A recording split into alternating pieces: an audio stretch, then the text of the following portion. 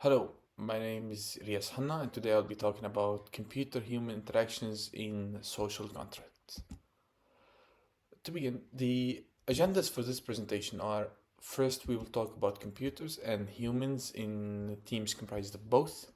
Second, we will talk about biases in human-robot mixed teams. And third, we will talk about the future of human AI mixed teams from the current trajectory. So, to start, first off, computers and humans in mixed teams. Computers are nothing new in the workplace.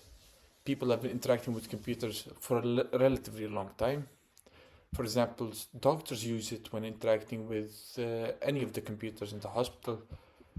Engineers interact with computers when simulating things, when designing things, when programming, for example. Also, drivers use it when they use computers when they're looking up on the GPS for the location of something. So the question arises, if it's so common, what's the purpose of this presentation while we're talking about this topic? Well, the answer to that question is because computers improved. Computers are smarter now, and AI made computers and the interaction with computers as such a complex task. For example, for the first experiment, there was a computer that acted as a security guard, giving people instructions, telling them, go here, do this, and different stuff. And the perception of the subject who participated in this experiment, who were humans by the way, was based upon the following. First was the perceived aggression of the computer, so basically how aggressive did the computer sound or appear. Second was the responsiveness of the computer and the ability to provide quick responses to questions that were asked by the human participants. And third was the anthropomorphism. A complex word, basically it means how human-like does one appear. So did the computer appear very human-like in the way it behaves, acts, and speaks? Also, the last thing was perceived safety and intelligence. So did the computer feel smart with the participant? Did the computer feel normal? How it commands? Did it feel safe to the participants so that they follow it, or did it not? So there was a group that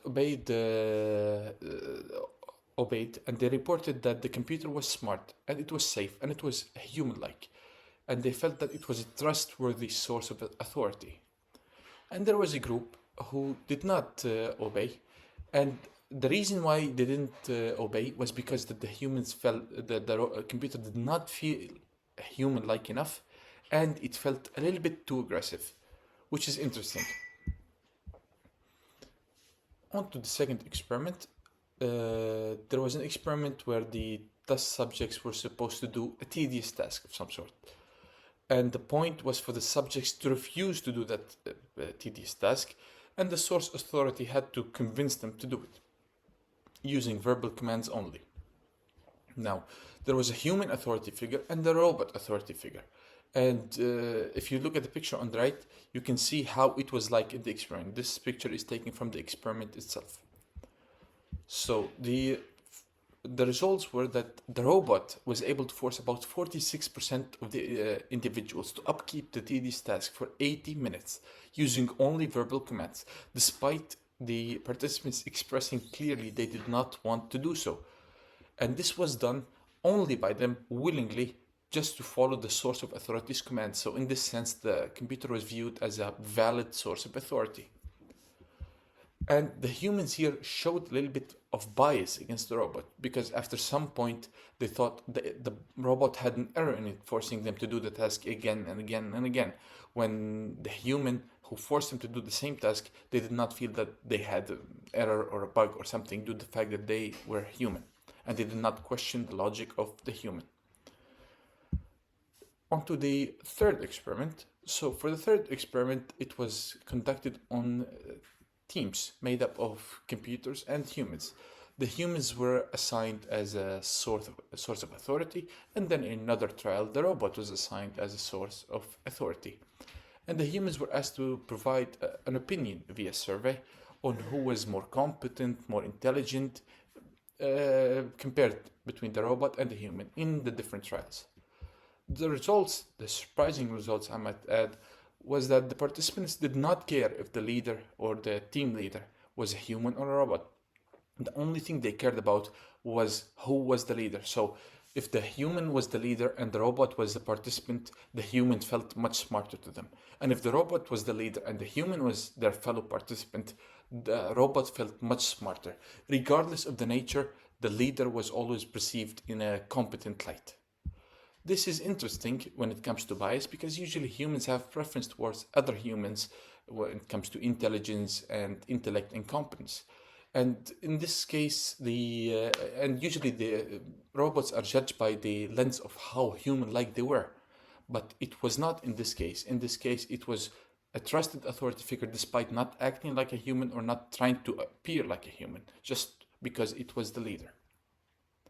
This takes us to the idea of bias of humans when interacting with machines. And from the 3 previous experiments, we learned a couple of things. First, that there is something called group versus agent. This is basically group favoritism. It's such a strong force in humans that in one of the experiments, a human showed a complete preference towards the robotic teammate in comparison to a human from another team. And this reinforces the us versus them mindset that the humans instinctively have. In the other experiments, we tested how far did group favoritism go and ignore the nature of the agent. Basically, here we're pushing the morality boundaries in a way. Basically, this means that how relevant was it being a robot when viewed from the us versus them lens? And it was found in another experiment that humans were willing to give other humans bothersome tasks and not give it to their teammate robot because the robot was considered us. So in a sense, the robot being one of us, quote unquote, had the same had the same course of action and treatment that the human received as one of us. So it didn't matter, as long as you were perceived as part of the team, you were treated in a good light. When it comes to the future, we have a couple of interests. The first one is that the humans seem to judge robots based off how human they act, how human-like is their behavior. This means that, in theory, if robots continue to advance and AI and large language models continue to advance, humans are susceptible to treating robots as they would other humans. Now, this sounds counterintuitive because, we always thought that humans would always prefer humans. But in many cases, it would demonstrate that humans can treat robots equal or better than other humans if the situation demanded it, in a sense. So us versus them and group favoritism and whatnot. The second thing that we learned was that humans are far more focused on groupism than the nature of the others, to a point that a fellow human can be treated worse off than a machine due to the perception as the machine being one of us and the other human being one of them. And now, is it all good? No, because humans are machines, and the area of perception is still a touchy issue, and we don't have a general rule to go by as of yet.